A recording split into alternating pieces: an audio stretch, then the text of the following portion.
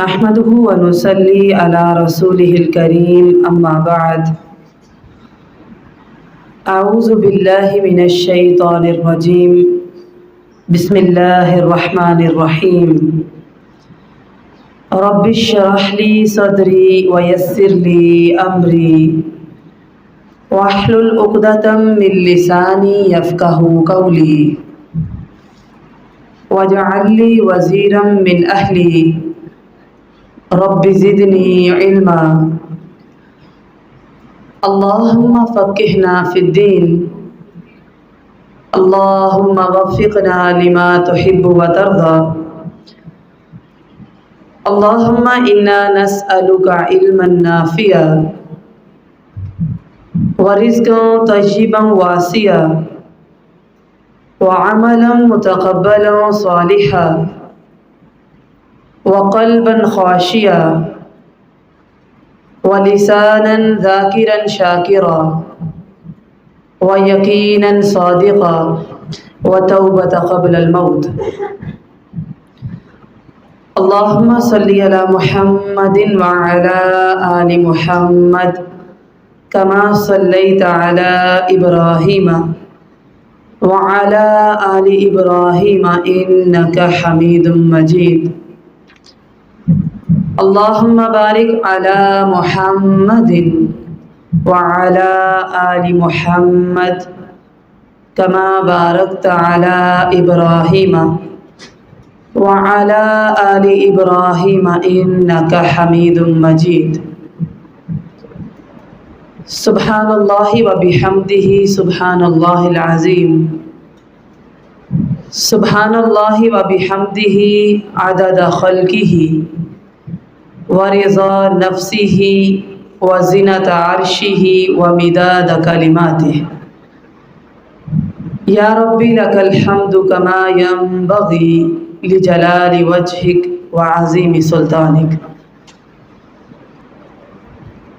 اللهم آنس وحشتي في قبري اللهم ارحمنا بالقرآن العظيم واجعله لنا إماما ونورا وهدى ورحمة اللهم ذكرني منه ما نسيت وعلمني منه ما جهلت وارزقني تلاوته آناء الليل وآناء النهار وحجة يا رب العالمين أعوذ بالله من الشيطان الرجيم ليس البر أن تولوا وجوهكم قبل المشرق والمغرب ولكن البر من آمن بالله واليوم الآخر والملائكة والكتاب والنبيين وآتى المال على حبه ذوي القربى واليتامى والمساكين وابن السبيل والسائلين وفي الرقاب وأقام الصلاة وآتى الزكاة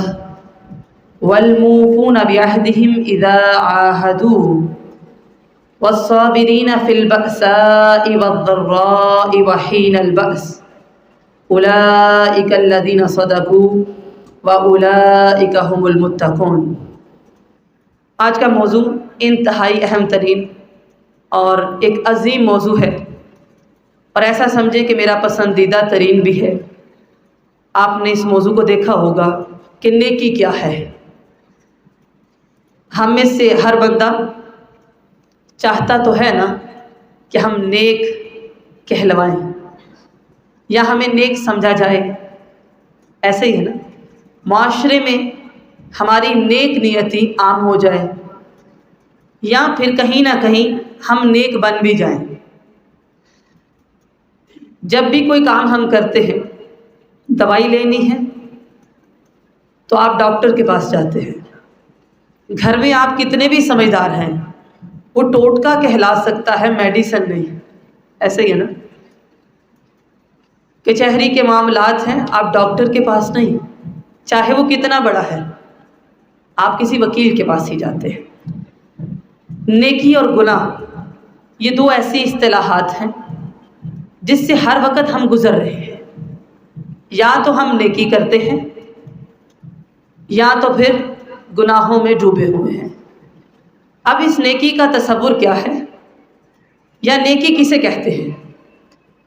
ہم نے اپنی مرضی کا ایک معیار رکھ لیا ہے کہ شاید یہ نیکی ہوتی ہے، جو بھی چیز ہمیں اچھی لگتی ہے، لیکن نیکی وہ ہوتی ہے جس کو اللہ تعالیٰ نیکی قرار دے، یہ جاننا بہت ضروری ہے۔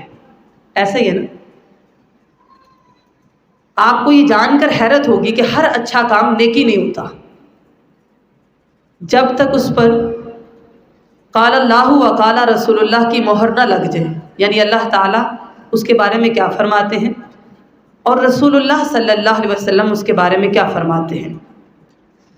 تو اس اعتبار سے یہ آیت قرآن مجید کی ایک عظیم آیت ہے کہ نیکی کی جڑ کیا ہے، نیکی کی روح کیا ہے۔ بعض دفعہ ہم ظاہری اعمال تو کرتے رہتے ہیں، لیکن ایک ٹائم آتا ہے ہمیں سمجھ آتی ہے کہ اندر سکون نہیں ہے، جڑ کمزور تھی، یا پھر ہم نے شروع کیا، مشکلات آئیں، زمانے کے ادوار بدلے، ہم چھوڑ بیٹھے۔ اس سے بھی یہ سمجھ آتی ہے کہ نیکی کی جڑیں انسان کے اندر مضبوط نہیں تھی۔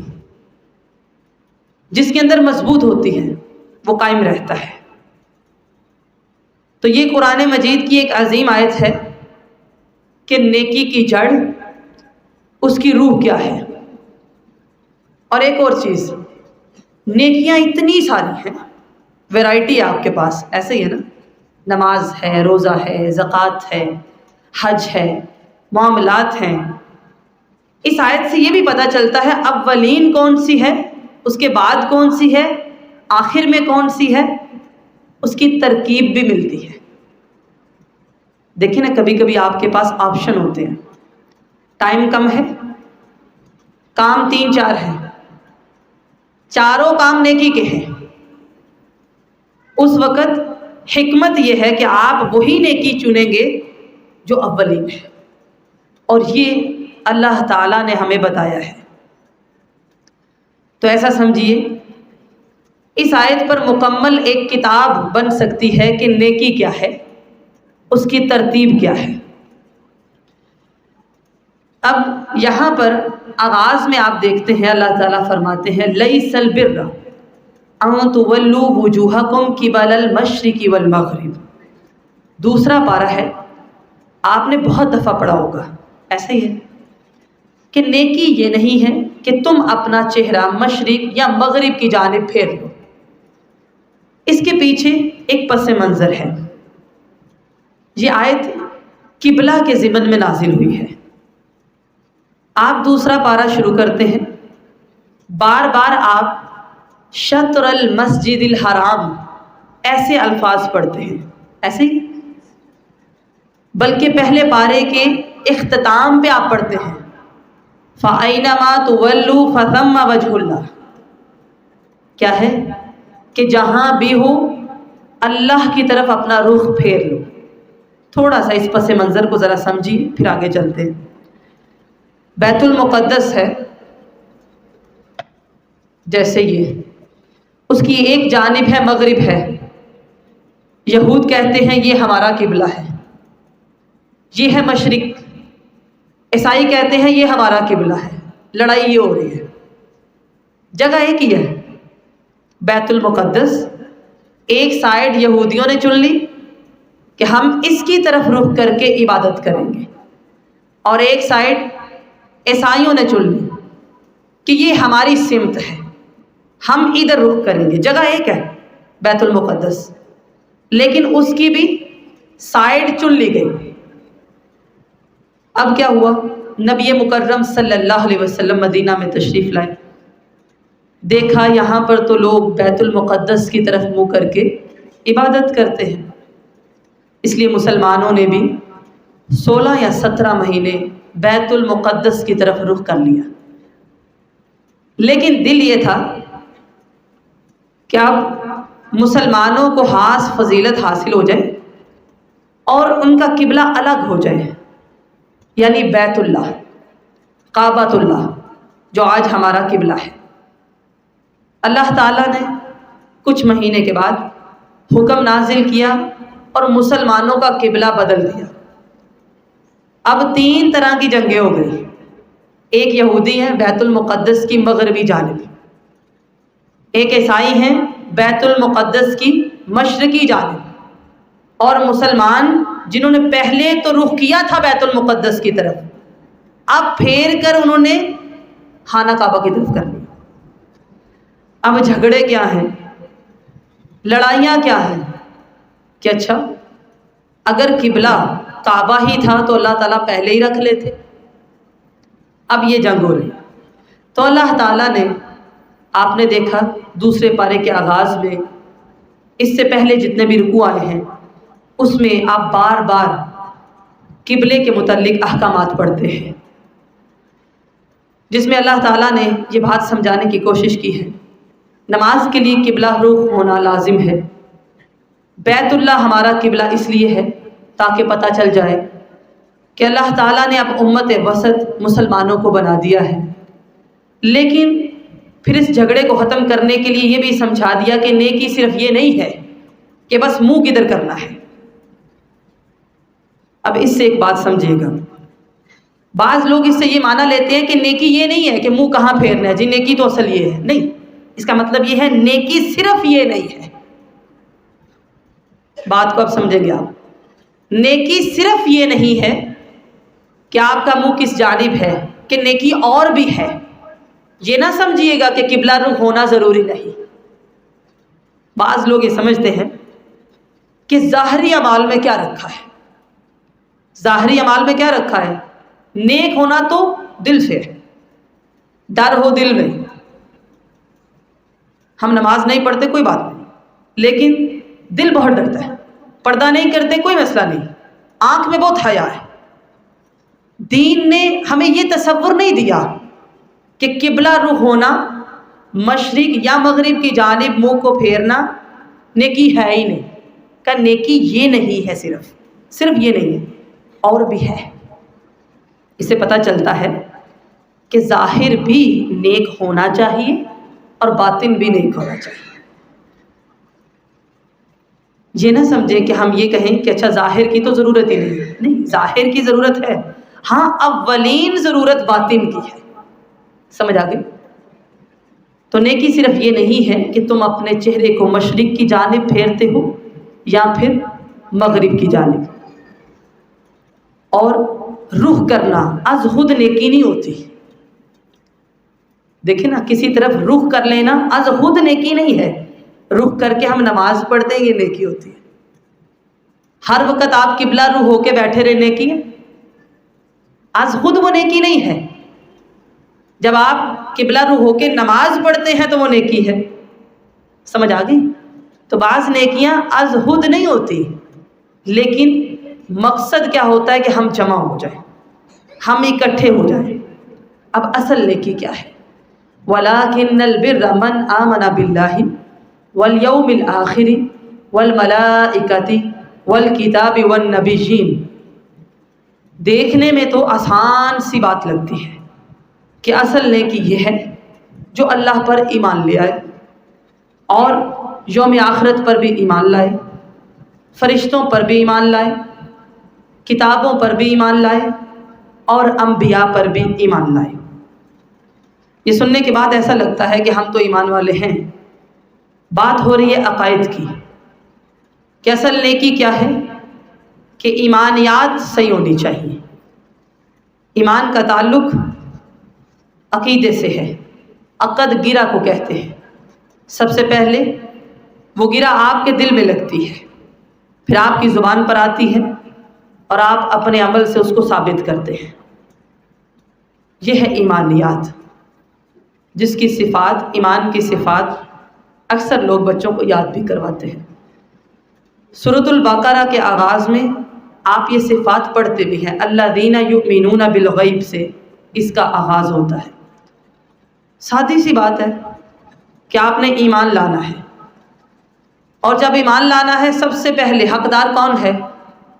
خالق کائنات ہے، جو مالک ہے، جو رازق ہے۔ ایسے ہی ہے، جو رب ہے جس نے پالا ہے اس پر ایمان لانا ہے۔ دل سے ہم نے مان لیا، زبان سے ہم نے اظہار کیا، اور عمل سے ہم نے اس کی تصدیق کرنی ہے تو ہمارا ایمان مکمل ہو گیا۔ اس پر میں مزید کیا وضاحت ڈالوں، چند مثالیں میں پیش کرنا چاہوں گی۔ جب ہم پڑھتے ہیں لا الہ الا اللہ تو ہمیں ایسا لگتا ہے کہ ہمارا ایمان کامل ہو گیا، اس میں کوئی شک نہیں۔ کلمہ طیبہ بڑی طاقت رکھتا ہے، آپ اسے پڑھتے ہیں اسلام میں داخل ہو جاتے ہیں۔ سچے دل سے آپ اس کا اقرار کر لیں، اس پر ساری زندگی قائم رہیں، مرتے وقت آخری کلمہ وہی ہو، جنت نصیب بھی ہوتی ہے۔ وَلَٰكِنَّ الْبِرَّ مَنْ آمَنَ بِاللَّهِ، یہ چھوٹی چیز نہیں ہوتی۔ اللہ پر ایمان لائیے، اللہ کے ساتھ تعلق بنائیے، اللہ والے بنیے، اس میں کوئی شرم کی بات ہے؟ جی، برادریاں ہیں، ذاتیں ہیں، نسب ہے، خاندان ہے، ہم کہتے ہیں جی ہم فلاں قبیلے سے ہیں، فلاں خاندان سے ہیں۔ بھئی شرم آتی ہے ہمیں کہ کوئی ہمیں یہ کہہ دے کہ ہم اللہ والے ہیں یا ہم خود بن جائیں؟ نیکی یہ ہے کہ اللہ پر ایمان لائیے، والیوم الآخر، اور آخرت پر۔ یہاں سے جانا ہے، اللہ سے ملنا ہے، یہ زندگی کی کہانی ہے۔ والملائکۃ، اور فرشتوں پر، والکتاب، اور کتابوں پر۔ جس کتاب کو آپ پڑھتے ہیں اس کو فرشتہ لایا ہے اور اللہ تعالیٰ کے پاس سے لایا ہے۔ والنبیین، اور انبیاء پر لایا ہے۔ ایمانیات تقریباً مکمل ہو جاتے ہیں، تقدیر رہ جاتی ہے بس کہ یہ ہے ایمان۔ اچھا، اس سے آگے کیا ہے؟ ترتیب سے چلے گی اور میں بار بار اس کو دہراؤں گی تاکہ آپ کو یاد رہے۔ اللہ والے ہم بن گئے، بھئی اللہ کے لیے لوٹانا ہے سب، ہم بھی اللہ کے ہیں، ہمارا سب کچھ اللہ کا ہے، وہ جب چاہے لے لے اور ہم اسے دینے پر راضی ہیں اور خوشی سے راضی ہیں۔ یہ کیا بات ہوئی؟ اللہ والے بھی ہیں لیکن ہمارے پاس ٹائم نہیں ہے، اللہ والے ہیں پر نماز ہم کوئی نہیں پڑھتے، اللہ کا دیا مال ہے اس میں سے دینا ہمیں کوئی نہیں آتا۔ اچھا، یہ پہلی نیکی، پہلا سٹیپ آپ نے چڑھا، ایمانیات، اللہ پر لائے، یوم آخرت پر لائے، فرشتوں پر ایمان لائے، کتابوں پر لائے، انبیاء پر لائے۔ اگلا کام کیا ہے؟ وَآتَ الْمَالَ عَلَىٰ حُبِّهِ، مال دو، اس کی محبت کے باوجود دو۔ حُبِّهِ، یہ جو ہی کی ضمیر ہے اس کا مرجع دو طرح سے ہے، یعنی یہ دو طرف لوٹتی ہے۔ ایک، مال آپ تب دیں گے جب آپ کے دل میں اللہ کی محبت ہوگی، تبھی تو اللہ کے لیے دیں گے نا۔ آپ کو پتا چلا کہ 100 تھا اور اب 1000 ہو گیا، اب 10,000 ہو گیا، اللہ کو راضی کرنے کے لیے دینے کی کوشش کریں گے، ایک تو یہ مطلب ہے۔ دوسرا مطلب یہ ہے کہ مال کی محبت کے باوجود مال دینا بڑا کام ہوتا ہے، کیونکہ مال کی محبت انسان کے اندر ہوتی ہے، اس نے کمایا ہوتا ہے، کہ یہ نیکی ہے۔ اللہ تعالیٰ نے ایک اسوہ ہمارے سامنے پیش کیا ہے، وہ ہے جناب محمد رسول اللہ صلی اللہ علیہ وسلم، معتدل، اعتدال والے۔ نیکی کا معیار نہ ان سے کوئی زیادہ کر سکتا ہے نہ ان سے کم کرنا ہے، ان جیسا رکھنا ہے۔ ایمان لے آئے، اللہ والے بن گئے، اب مال دینا ہے۔ ہمدردی سکھائی ہے ہمیں۔ اولین کام عبادت تھا، لیکن معذرت کے ساتھ کسی کو تکلیف میں دیکھ کر، اللہ کے دین کو یہ دیکھ کر کہ وہ اس وقت آزمائشوں میں ہے، انسان کا ہاتھ اپنے لاکر کی طرف نہ بڑھے جبکہ اس کے لاکر میں مال بھی ہو، تو یہ سمجھیے کہ اس کو نیکی کی ابھی ہوا بھی نہیں لگی۔ سمجھ آ گئی؟ وہ عابد ہو سکتا ہے، محدث ہو سکتا ہے، فقیہ ہو سکتا ہے، پر نیک نہیں۔ یہ نیکی کی تعریف ہے۔ نماز ابھی بعد میں آئے گی، پہلے ایمان لاؤ، ہمدرد بنو۔ جیسے ہم کہتے ہیں ہم عصر، ہم زمانہ، یعنی ایک زمانہ پایا ہے، ہمدرد، جن کا درد ایک ہو، کسی کو کانٹا چبھے ان کو تکلیف ہو، اور اگر ہمارے اندر یہ تڑپ موجود نہیں کہ ہم قادر ہیں کہ مدد کر سکتے ہیں لیکن دیکھ کر بھی نہیں کرتے، تو ہم نیک نہیں ہیں۔ کچھ بھی ہو سکتے ہیں لیکن نیک نہیں ہو سکتے۔ نیکی کی تعریف یہی ہے کہ ہمدرد بننا پڑے گا آپ کو، مال کی محبت کے باوجود مال دینا ہوگا۔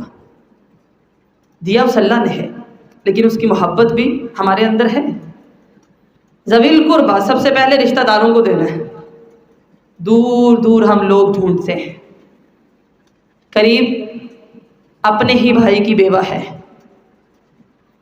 اپنے ہی گھر کے بچے یتیم ہیں، ہم دکھ میں دیکھتے ہیں لیکن وہ تکلیف نہیں ہوتی۔ یاد رکھیے گا، ہم صحیح کہلائیں گے پر نیک کوئی نہیں ہے اللہ کی نظر میں۔ نیکی یہ ہے، ایمان لاؤ اللہ پر، تمام ایمانیات کو مکمل کرو، اور اس کے بعد مال کی محبت کے باوجود مال دو، درد بانٹو۔ سب سے پہلے رشتہ داروں میں جو قریب ہیں، رحم کے رشتے ہیں، ماں کی اولاد ہے، نانی کی اولاد ہے، دادی کی اولاد ہے، یہ ہیں قرابت دار۔ پھر سٹیپ بائی سٹیپ دور کے رشتہ دار ہیں۔ ذرا دیکھو، نہیں جی ہم نہیں کرتے اپنوں کی مدد، بڑا تنگ کرتے ہیں، چیزیں خراب کرتے ہیں۔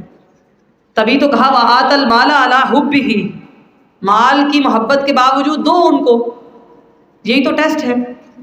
اللہ کے لیے دے رہے ہو، وہ کچھ بھی کریں، تمہارا کام ہے اللہ کی رضا کے لیے دینا۔ والیتامى، اور یتیموں کو، یتیم کون ہے؟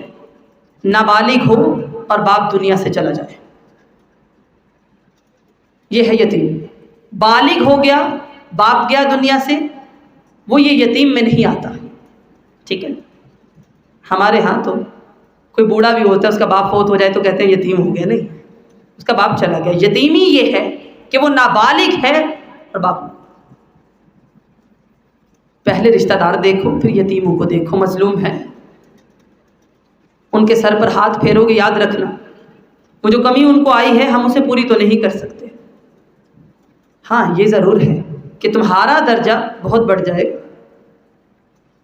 والمساکین، مال دینا ہے، مسکین کو دو۔ مسکین کون ہے؟ وہ نہیں جو لقمہ لقمہ اکٹھا کرے اور مانگے، مسکین وہ ہے جو ہاتھ نہیں پھیلاتے، آمدن کم ہے، اخراجات زیادہ ہیں، لیکن شرم آتی ہے ان کو، سوال کرتے ہو۔ ہمارے ہاں متوسط طبقہ اسی میں شامل ہے۔ وابن السبیل، اور مسافر، ان کو دو۔ اس سے مراد مہمان بھی لیے گئے ہیں۔ والسائلین، اور جو سوال کرے اس کو کچھ نہ کچھ دینا ہے، ڈانٹو مت اس کو۔ وفی الرقاب، گردنوں کو چھڑاؤ، غلام آزاد کرو، مال لگاؤ۔ جھگڑنے کی بجائے نیکی کے اصل کام دیکھو، اور اللہ تعالیٰ نے یہ ہمارا کردار بنا دیا ہے، ہماری سیرت بنا دی ہے۔ اگر آج ہمارے دلوں نے ابھی تک ترقی نہیں کی تو ہم نے کچھ نہیں کیا۔ کسی کا دکھ دیکھ کے ہمیں دکھ نہ ہو تو ہم نیک نہیں ہیں۔ ہم درد اسے کہتے ہیں جس کا درد مشترک ہو، ایک جیسا۔ خنجر لگا ہے کسی کو، ہمیں بھی تکلیف ہوتی ہے، ہم دوسروں کی تکلیف دیکھ کے کیا کہتے ہیں؟ اچھا جو کرتے تھے وہی ہونا تھا نا۔ اللہ کے بندو، آزمائش ہم پہ بھی آ سکتی ہے۔ مدد کرنے پر قادر ہو کر ہم مدد نہ کریں، ہم نیک نہیں ہیں، نیک نہیں ہیں۔ نیک بننا ہے تو انتقام کے جذبے ختم کیجیے، نیک بننا ہے تو یہ سوچ ختم کیجیے کہ میں نے اس کو دیا، اس نے کیا دیا، اس نے جواب میں کیا کیا۔ نیک بننا ہے، مال کی محبت کے باوجود دینا سیکھیے، یہ نیکی ہے۔ خواہ وہ ایک شخص کی ہمدردی کرے یا مسلمانوں کی کرے، قوم کی کرے، وہ ہمدرد ہے۔ عبادات بھی ضروری ہیں اور معاملات بھی لازم ہیں۔ مال دینا ہے، صدقہ کرنا ہے، اور کرنا کس کے لیے ہے؟ اللہ کے لیے۔ مال کی محبت ہے لیکن پھر بھی دینا ہے۔ نبی مکرم صلی اللہ علیہ وسلم نے فرمایا ہر روز 2 فرشتے اللہ تعالیٰ زمین پر اتارتا ہے، جس میں سے ایک کا کام یہ ہے کہ وہ یہ دعا کرتا ہے کہ آج کے دن جو دے گا اللہ اس سے اور دے، اور ایک یہ بد دعا کرتا ہے کہ آج کے دن جو روکے گا اللہ اس سے بھی روکے۔ ہر دن چڑھتا ہے، روز نئی صبح ہوتی ہے۔ آپ اپنے ہاتھ کو دینے والا بنائیے، دینا سیکھیے، چاہے وہ 10 روپے ہے یا وہ کوئی چیز ہے یا پھر وہ مسکراہٹ ہے، لیکن روکنے والے کبھی نہ بنیے۔ آپ دیں گے اللہ اور دے گا، جو دیں گے وہی ملے گا آپ کو۔ خیر دیں گے خیر ملے گی، شر دیں گے شر ہی ملے گا۔ اور روزانہ کی بنیاد پہ فرشتے کی دعا کے مستحق بنیے، روکیے مت روزانہ۔ یہ نہ سوچیے اللہ زیادہ دے گا تو میں دوں گی، جتنا ہے اسی میں سے دے، تھوڑا ہے تو پھر کیا ہے۔ ہو سکتا ہے اللہ کو اتنا پسند آئے آپ کھجور دیں، اللہ اسے پہاڑ کر دے، ہو سکتا ہے، ایسا ہی ہے نا۔ اچھا جی، پہلا کام ہو گیا، ہم اللہ والے بن گئے، ایمان مکمل کیا ہم نے، مال دینا سیکھا ہم نے، ہم درد بنے، درد کو محسوس کیا، وَأَقَامَ الصَّلَاةَ، اور نماز قائم کرنی ہے۔ اس کے بعد نماز کا حکم آیا، وَآتَ الزَّكَاةَ، اور زکوٰۃ دینی ہے، نماز قائم کرنی ہے۔ یہاں پہ ایک پوائنٹ آتا ہے، قرآن مجید میں آپ نے دیکھا کہ جب بھی حکم آیا نماز قائم کرو، نماز پڑھنے کا نہیں آیا۔ نماز پڑھنے اور قائم کرنے میں ایک فرق ہے، جس کی وضاحت میں آج کرنا چاہوں گی۔ آپ گھر میں نماز پڑھتے ہیں، نماز ہے۔ نماز قائم کرنا، نماز کے نظام کو قائم کرنا ہے، ایسے ہی ہے نا۔ نماز کا نظام کیا ہے؟ مساجد، باجماعت نماز، اذان، مؤذن، امام، خطیب، خطبے، جمعہ، اس کے احکامات، یہ کیا ہے؟ نماز کا نظام ہے۔ ہم دیکھتے ہیں مدینہ کے اندر نماز کا نظام تھا، تبھی تو ماحول تھا، سوائے کافر کے کوئی بے نمازی نہیں ہوتا تھا۔ منافق بھی نماز پڑھنے آتے تھے کہ جس نے نماز نہ پڑھی وہ تو مارا جائے گا۔ ہمارے ہاں اکثر لوگ کہتے ہیں جی اپنی اپنی پڑھے بس ٹھیک ہے، کیونکہ جب دوسروں کو کہیں گے تو پھر ہمیں تانے سننے ہوں گے، بلکہ والدین اپنے بچوں کو بھی نہیں کہتے، ڈرتے ہیں۔ نماز دین کا ایک ایسا رکن ہے، یہ نہیں تو دین میں کوئی خیر نہیں، اس بندے کے دین میں کوئی خیر نہیں جو نماز نہیں پڑھتا۔ عقیدے کے بعد اگلی چیز نماز ہے۔ نتیجہ یہ ہوا کہ ہم نے نماز کو قائم نہیں کیا، اس کے نظام کو۔ آہستہ آہستہ وہ نظام کیا کم ہوا، نمازیں ختم ہو کے رہ گئی۔ خاندانوں کے خاندان بے نمازی۔ جی جائیے ایک گھر میں 5 مرد ہیں، پوچھئے سارے نماز پڑھتے ہیں؟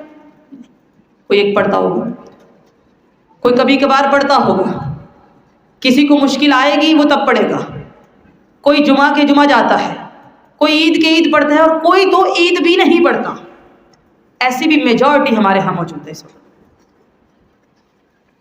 اذان ہوتی جی لوگ کام کر رہے ہیں، دکانیں کھلی ہیں، مزدور مزدوری کر رہا ہے، دکاندار دکانداری کر رہا ہے، پھل بیچنے والا پھل بیچ رہا ہے، خریدنے والے خرید رہے ہیں۔ نظام تو نہ ہوا۔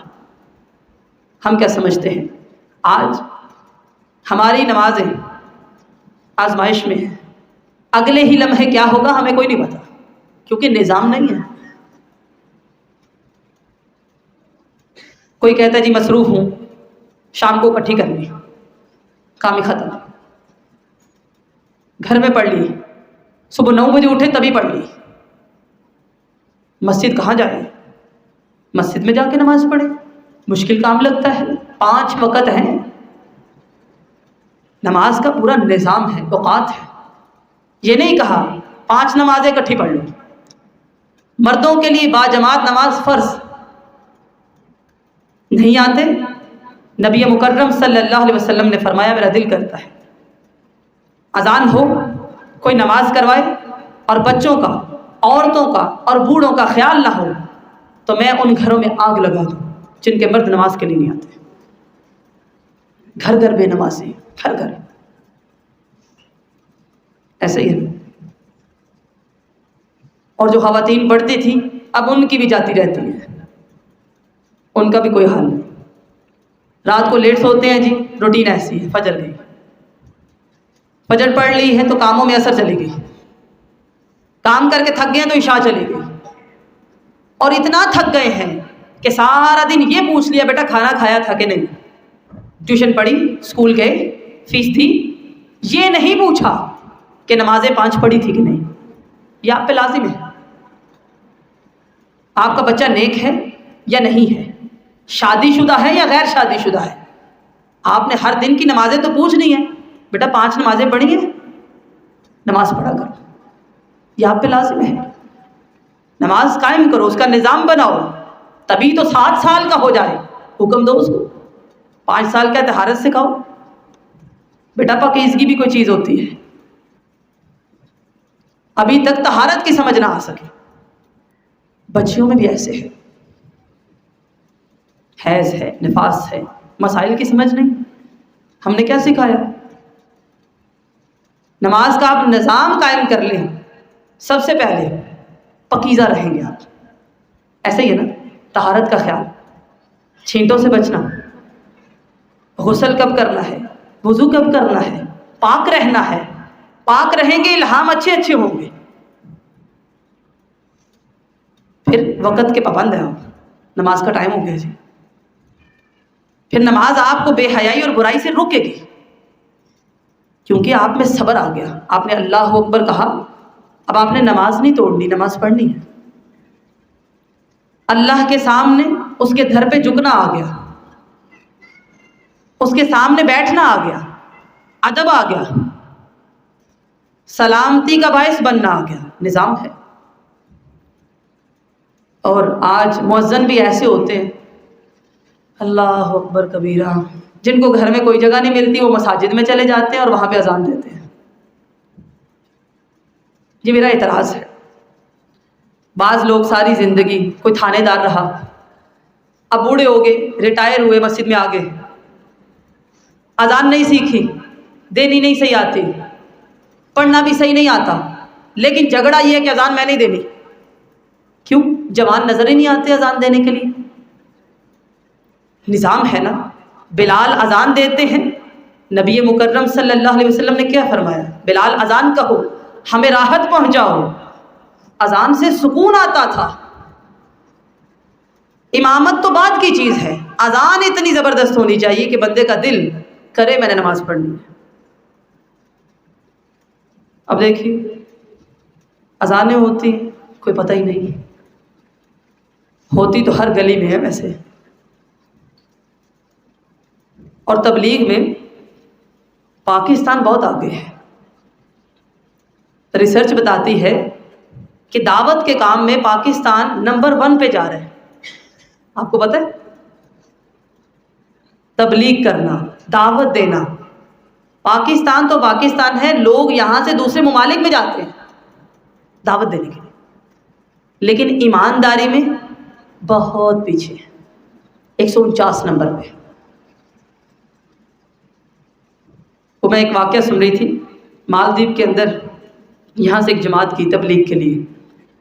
جب مسجد میں گئے، جوتے اتارے تو اتارنے کے بعد شاپر میں پکڑ لیے.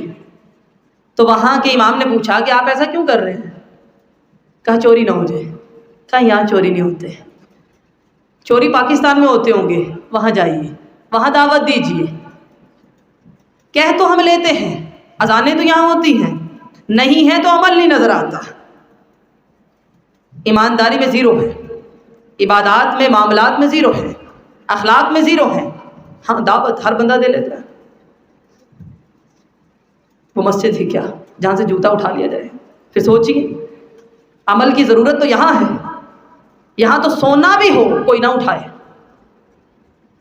دیکھیے نا، وہ ایک صحابی آئے، سونا پہنا تھا، نبی مکرم صلی اللہ علیہ وسلم نے جب منع کیا، اتار کے پھینک دیا، 2 دن گزر گئے، کسی نے مسجد میں سے اٹھایا نہیں کہ اٹھا کے لے جائیں، گھر کی عورتوں کو ہی دے دے۔ ہم کہتے ہیں جی زمین سے ملی، اللہ کی زمین سے۔ عمل تو یہ ہے نا، سونا بھی ہو انسان چوری نہ کرے، حرام ہے، نہیں کھانا میں نے۔ اور یہاں پر جوتے بھی نہ چھوڑے جائیں۔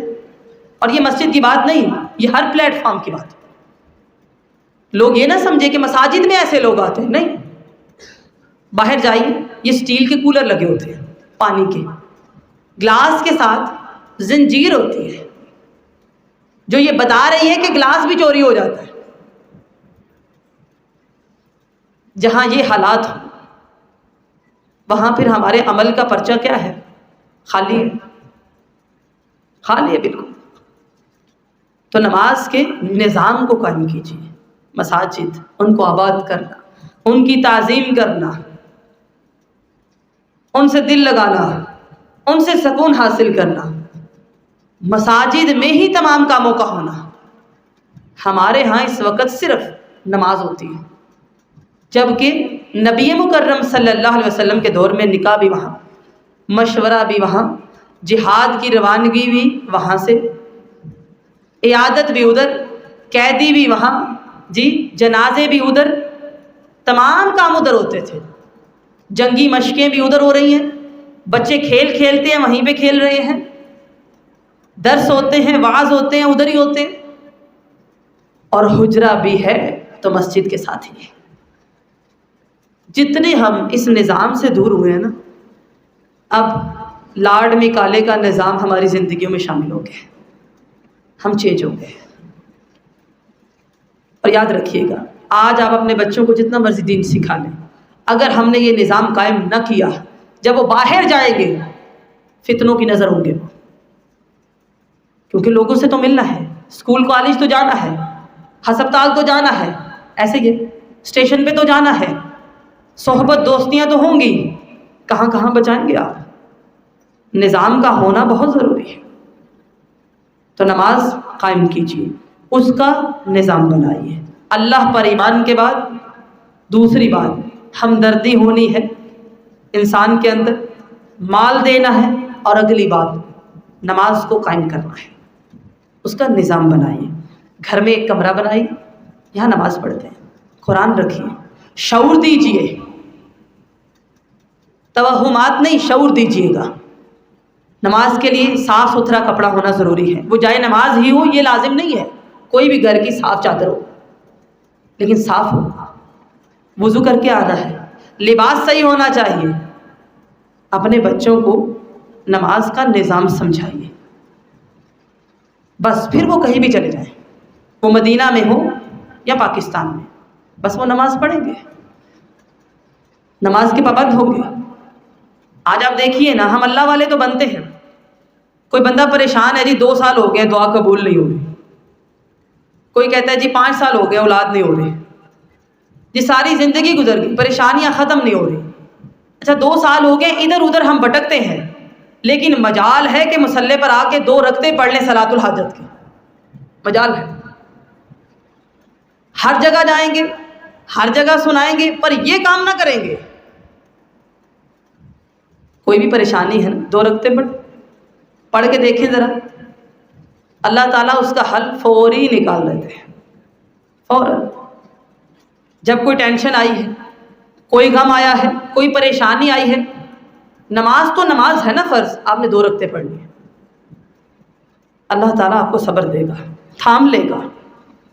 نبی مکرم صلی اللہ علیہ وسلم نے فرمایا، یأتی علی الناس زمان لا یبقى من الاسلام الا اسمہ، لوگوں پر ایسا زمانہ آئے گا کہ اسلام باقی نہیں رہے گا، صرف اس کا نام رہے گا کہ مسلمان ہیں جی، یہ جی اسلام ہے۔ ولا یبقى من القرآن الا رسمہ، قرآن باقی نہیں رہے گا، بس اس کی رسومات باقی رہیں گی۔ شادی ہو رہی ہے، سر پہ سایہ کرتے، رخصتی ہو گئی ہے، اس پہ ہاتھ رکھو، اس کے اندر سے پیسے نکالو، بس رسومات ہیں۔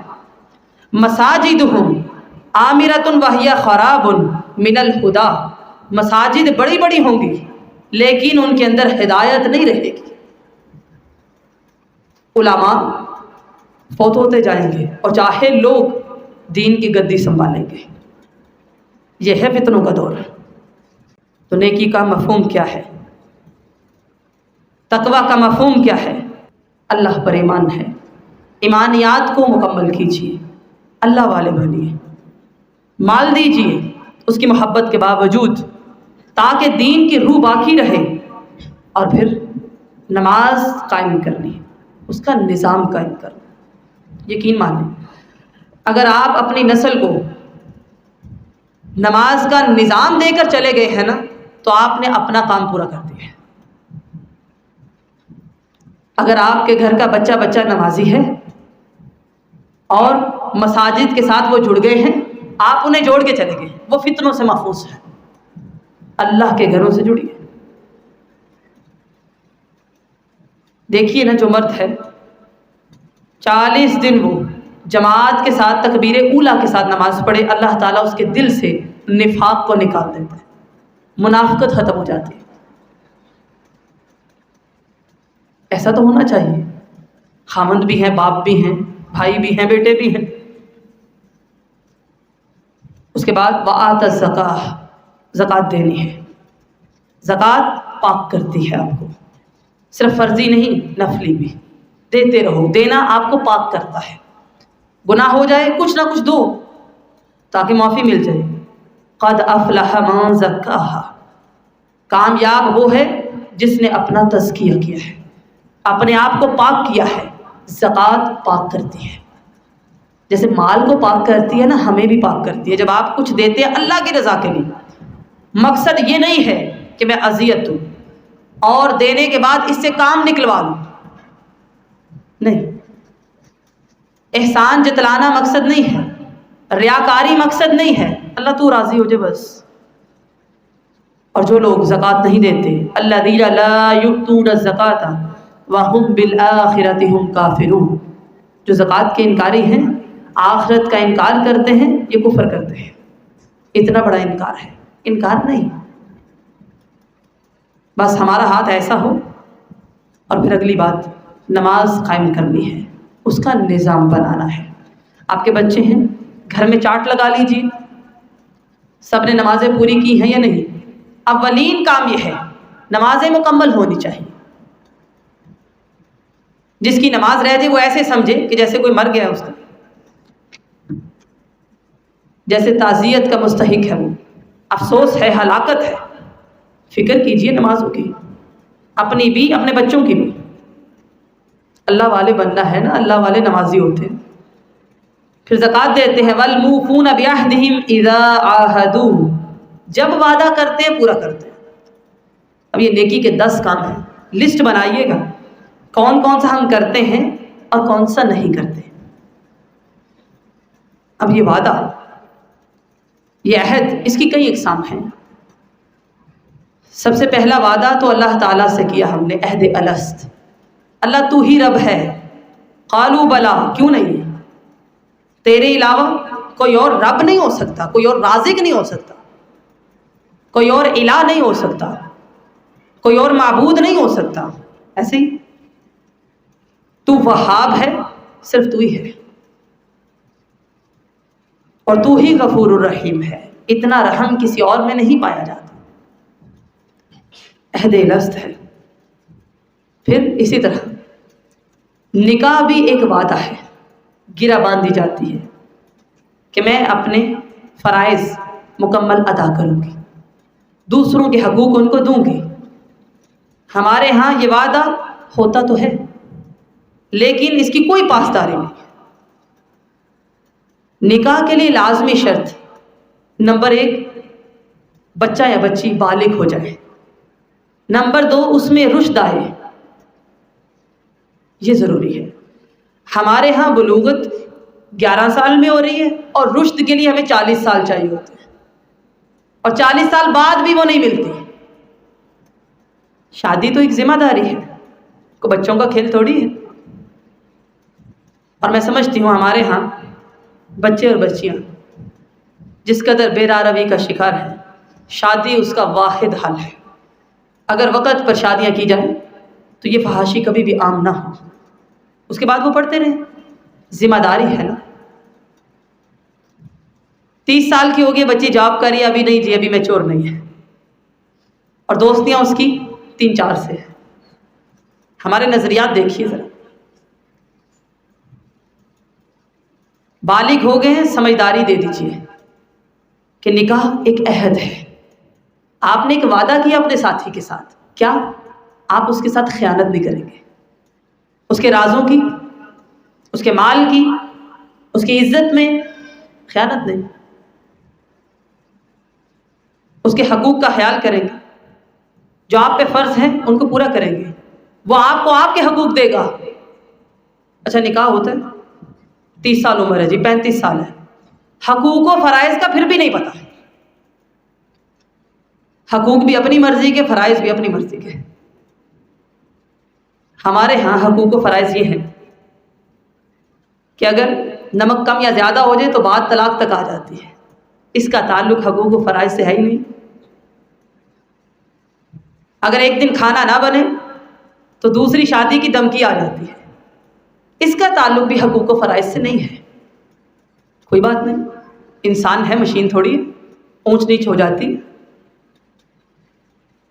ہاں خامند کے لیے لازم ہے کہ وہ دیوس نہ ہو، بیوی کو حیا میں رکھے، اپنے اہل خانہ کو نماز کی تلقین کرے، اپنے گھر میں ایک نظام قائم کرے، اور بیوی کے لیے لازم ہے کہ وہ فرما بردار ہو، حلال کاموں میں، حرام میں نہیں، حافظات ہو، اس کے رازوں کی، عزت کی، جان کی، مال کی حفاظت کرے، اس کے بچوں کی دین پر تربیت کرے، اس سے سوال ہوگا۔ خامند حلال لائے۔ ہماری لڑائیاں اس چیز پر ہیں جس کا تعلق نہ حقوق سے ہے نہ فرائض سے۔ یہ ہے نکاح ایک وعدہ ہے، یہ وعدہ پورا کرنا۔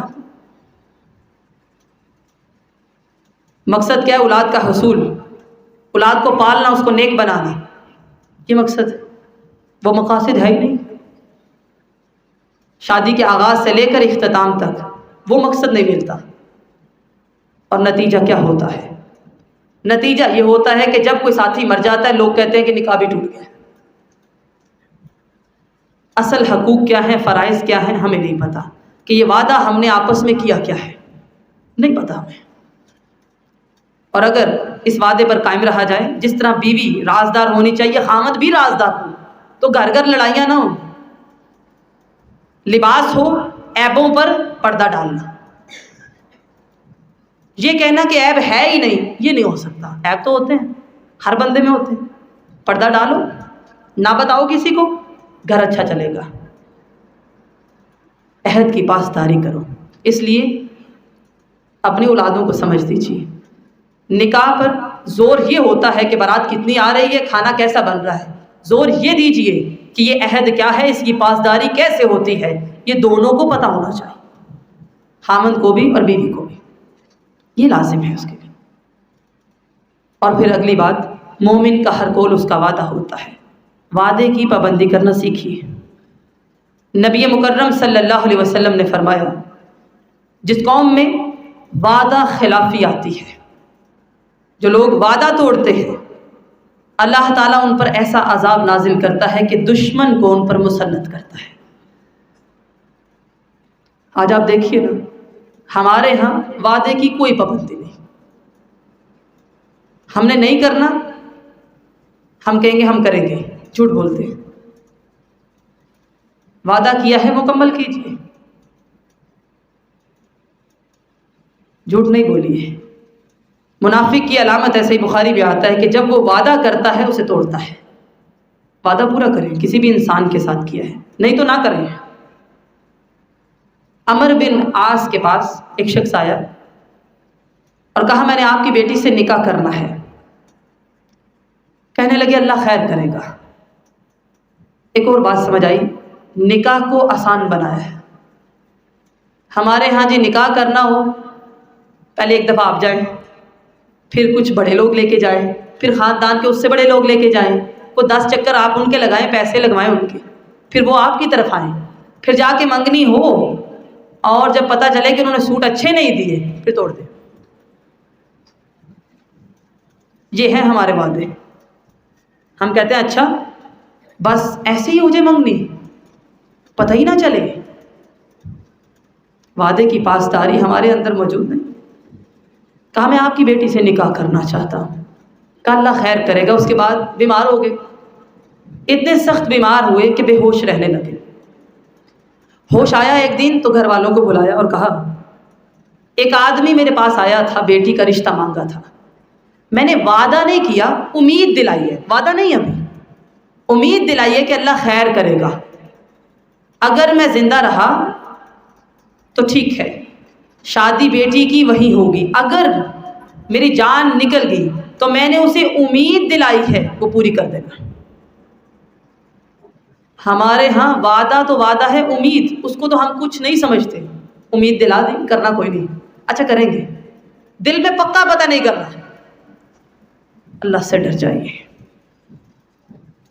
جب ہم نگاہ گھماتے ہیں نا معاشرے کی طرف، اپنے ملک کی طرف، ہر طرف ہمیں زوال نظر آتا ہے اپنی امت پر کہ دشمن ہم پر کس طرح مسلط ہے۔ وعدہ خلافی ہر بندہ چھوٹے پیمانے پر بھی کر رہا ہے، بڑے پیمانے پر وعدہ خلافی نہیں۔ جب بھی وعدہ کرنا ہے اسے پورا کرو۔ اور اگلی بات والصابرین، صبر کرنے والے بنو، فی البأساء والضراء وحین البأس، 3 چیزوں پر۔ وہ 3 چیزیں کون سی ہیں؟ تنگ دستی، تکلیف اور لڑائی۔ ویسے وعدہ پورا کرنے کے لیے بھی صبر چاہیے ہوتا ہے، ایسے ہی ہے نا، صبر کے ساتھ آپ نے وعدہ کیا ہے اسے مکمل کریں، اسے پورا کریں۔ یہ جو صبر ہے جیسے زندگی کا جز ہوتا ہے نا پانی، پانی کے بغیر انسان مر جاتا ہے، مر جاتا ہے نا۔ کھانے کے بغیر آپ پھر بھی رہ سکتے ہیں لیکن پانی کے بغیر آپ زندہ نہیں رہ سکتے۔ پانی ملتا رہے، کھانا نہیں مل رہا، آپ زندہ رہ لیں گے۔ اسلام کی ہر صفت کا جز صبر ہے، اسلام کے ہر رکن کا جز صبر ہے۔ نماز ہے آپ کو صبر سکھاتی، نماز شروع کر لی، کوئی دروازے پہ آ گیا آپ نماز نہیں توڑتے، صبر کے ساتھ پڑھیں۔ اور روزہ آپ کو کیا سکھاتا ہے؟ صبر سکھاتا ہے۔ بھوک لگی ہے نہیں کھاتے، صدقہ آپ کو صبر سکھاتا ہے۔ آپ کا مال لے کے کوئی برباد بھی کر رہا ہے آپ صبر کرتے ہیں۔ حج آپ کو صبر سکھاتا ہے، وہاں پر اتنا ہجوم ہے لیکن جھگڑنا نہیں ہے، نافرمانی نہیں کرنی، شہوت کے کام نہیں کرنے۔ اسلام کی ہر صفت کا جز صبر ہے، صبر ہونا چاہیے۔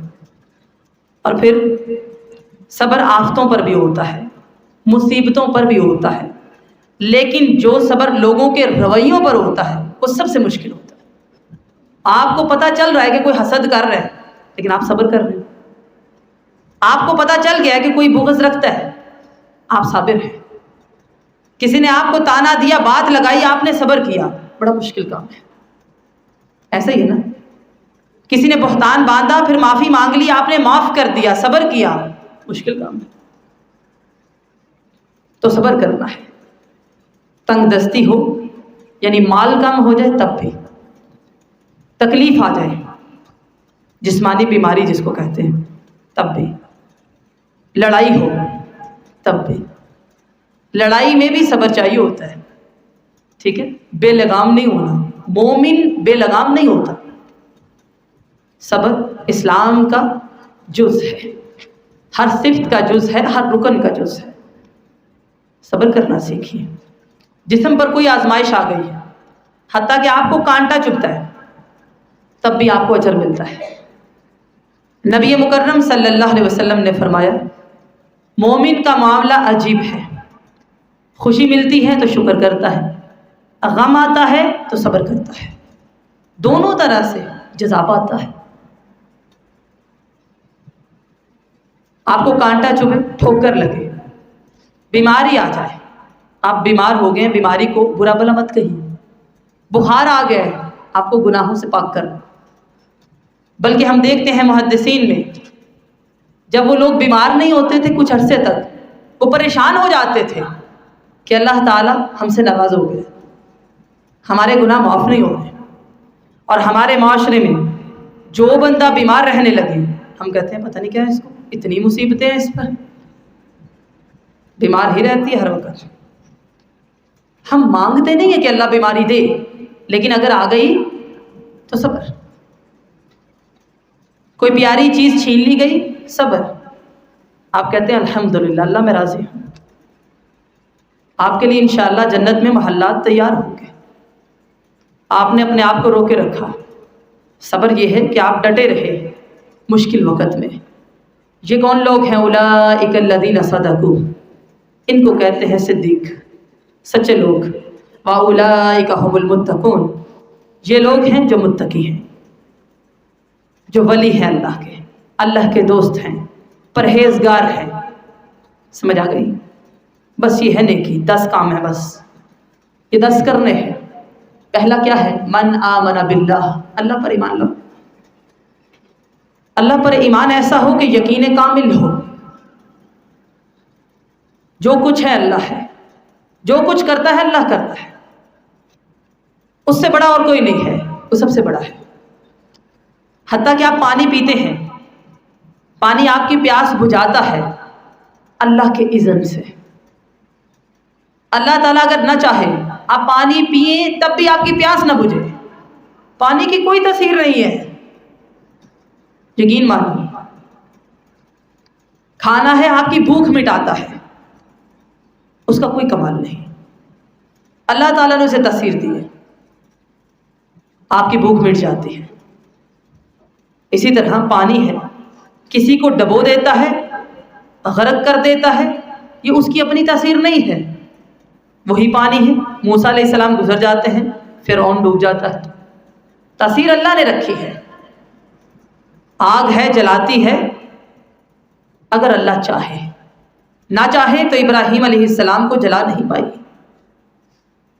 زہر ہے، زہر کا کام تب کرے گا جب اللہ چاہے، تاثیر ساری اللہ کے پاس ہے، ہمارے ہاتھ میں کچھ نہیں ہے، وہ ہے نا۔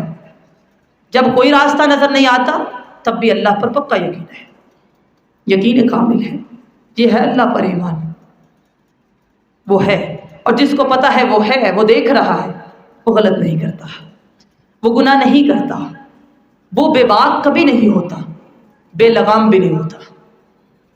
پھر اللہ پر ایمان لے آئے، یوم آخرت پر عقیدہ آخرت صحیح کیجیے۔ جس کا ایمان ہے میں نے اٹھنا ہے، جواب دینا ہے، اس کو فکر تو ہوگی کہ نہیں ہوگی؟ ایک وقت ہوتا ہے جب کوئی بچہ دنیا میں آتا ہے، بڑی ہی خوشی نصیب ہوتی ہے، لیکن اس سے زیادہ غم تب ہوتا ہے جب کوئی پیارا دنیا سے پوری زندگی گزار کے چلا جاتا ہے، ایسا ہی ہے نا؟ بڑا غم ہوتا ہے، اس کے آثار ہوتے ہیں، نشان ہوتے ہیں، کپڑے ہیں، جوتے ہیں، اس کی باتیں ہیں، اس کی اولاد ہے، لیکن وہ مٹی تلے چلا جاتا ہے، اور ایسے ہوتا ہے جیسے وہ ہے ہی نہیں، اور زندگی رواں دواں پھر بھی رہتی ہے۔ بس فکر کیجئے، ہم نے جواب دینا ہے، آج نہیں تو کل تو دینا ہے، اتنی تیاری تو ہو کہ ہم شرمسار نہ ہوں۔ فرشتوں پر ہمارا ایمان ہے جو وحی لے کر آتے ہیں، کتابوں پر ایمان ہے، تمام کتابیں جو اللہ کی طرف سے نازل ہوئی، اور اب قرآن مجید جو ان کی تصدیق کرتا ہے، انبیاء جتنے بھی ہیں سب پر ایمان ہے، اور پھر خاتم النبیین جناب محمد رسول اللہ صلی اللہ علیہ وسلم جو آخری نبی ہیں، آپ کے بعد کوئی نبی نہیں آئے گا۔ پھر مال دینا ہے اس کی محبت کے باوجود قریب کے لوگوں کو سب سے پہلے، اور یہ لازم نہیں کہ آپ دیتے ہوئے یہ کہیں جی یہ صدقہ ہے، جی یہ زکوٰۃ ہے۔ ہمارے معاشرے میں تو گالی بنتی جا رہی ہے، لینے والا کتنا ہی تنگ دست کیوں نہ ہو، کہتا میں نے نہیں لینا، صدقہ ہدیہ دے دو، تحفہ کر کے دے دو اللہ کے بندو، یہ کیا بات ہوئی؟ کسی کی عزت نفس کو مجروح مت کرو، یتیموں کو دیکھو، مساکین کو ڈھونڈو، دعا کیا کریں کہ اللہ ہمیں مساکین مل جائیں جو گھر کی تنہائیوں میں رو رہے ہیں اور ہمیں پتہ نہیں. وہ ہیں مساکین، مسافر ہیں، کوئی مہمان آ گئے اس کا خیال کیجیے. اپنی استطاعت سے بڑھ کر نہیں، جتنا ہے اتنے میں. جو سوال کرے کچھ نہ کچھ دے دیں، اور جو قرض ہے اس کو اتارنے میں، غلام آزاد کروانے میں. اور اگلی بات نماز قائم کرنی ہے. اس کا نظام اپنے گھروں میں قائم کیجیے. نمازی بننا ہے، شادی کرنی ہے، پہلی بات بیٹا عقیدہ صحیح ہے، نماز پڑھتے ہو کہ نہیں، با جماعت. بس کسی سے پوچھ لیں آپ نمازی، کہیں گے جی مسلمان ہے، کوئی سوال ہے پوچھنے والا؟ ہاں بھائی سوال ہے.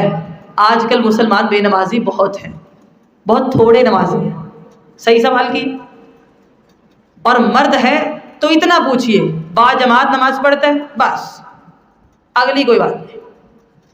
حالی نماز نہ پوچھئے گا اس کی، پھر فائدہ نہیں ہے. با جماعت نمازی ہونا چاہیے. اب ہم کیا کہتے ہیں، کوئی بات نہیں آہستہ آہستہ پڑھ لے گا، نماز شروع کر لے گا، بیوی سکھا دے گی، وہ اٹھا لے گی. تاریخ گواہ ہے ایسا نہیں ہوتا، ایسا نہیں ہوتا. بیوی ماں نہیں ہوتی، بیوی ہوتی ہے. اور ہاں اگر کچھ نہ کچھ وہ سکھا پائی تو خود ضرور مٹ جائے گی. ہاں یہ ضرور ہے. ہم نے کیا ڈھونڈا؟ اگر نماز بھی نہ ڈھونڈی تو پھر کیا ڈھونڈا؟ نظام ایسے بنتا ہے، بیٹی بھی نماز پڑھتی ہے، داماد بھی نماز پڑھتا ہے، بچے بھی نمازی ہیں، نسلیں نمازی چلتی ہیں. آپ بتائیے نا، اگر آپ کے میاں نمازی نہیں ہے پکے، آپ کے بیٹے نمازی نہیں ہوں گے. یہ شرطیہ بات ہوتی ہے. کیوں؟ زیادہ تر میجورٹی کی میں بات کریں، بیٹے باپ کو زیادہ فالو کرتے ہیں، بیٹیاں ماں کو. ہاں باپ نمازی ہے، بچوں کو کہتا ہے، کہیں نہ کہیں آ کے بچے نماز پڑھنا شروع کر دیتے ہیں. اور اگر آپ بچے کو کہتے ہیں بھائی نماز پڑھو، اور باپ کہتا ہے بھائی نہیں سودا لے کے آؤ، کیا نماز پڑھے گا وہ؟ نماز کا ایک مکمل نظام ہے، اس لیے اپنی نمازوں کی بھی ذرا پابندی کیجیے.